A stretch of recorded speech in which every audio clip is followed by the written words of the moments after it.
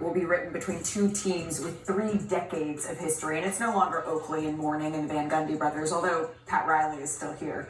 But it's time for a rivalry renewed. Our Adrian Wojnarowski has more.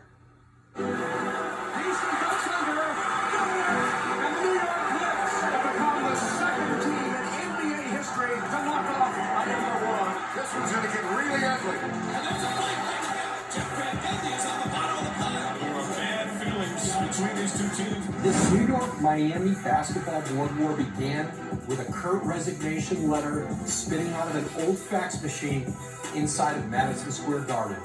Nearly 30 years ago, Pat Riley informed the Knicks of his resignation and ascension to a historic package of power and wealth on South Beach. Old Man Riles delivered the opening salvo for 3 decades of an on and off again Eastern Conference death grip. From Zoe and LJ to Ewing and Oak to the brothers Van Gundy. Heat Knicks is a rivalry short on aesthetics and long on blunt force trauma.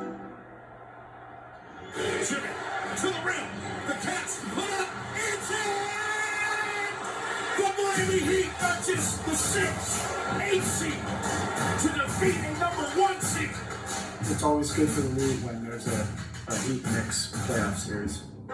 So now, here comes Riles and Eric Spoelstra with Jimmy Butler, the hottest player in these playoffs, a Garden villain straight out of Central Casting.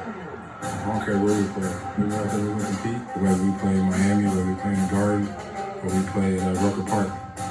All these years later, Spike and Johnny Mack are still in the house. The Knicks are a throwback to their 1990s roots with guard Jalen Brunson, whose old man played in his share of those series. It's great to play in the Garden and have an advantage, and I think for us, he's going to focus on one game at a time. The Eastern Conference races for a brawl that threatens to spill onto New York 7th Avenue and Miami's Biscayne Boulevard. Again, it's the Knicks Heat in the Eastern Conference playoffs, and everyone ought to prepare themselves for one unescapable truth. Once the ball goes up, all hell breaks loose. So good.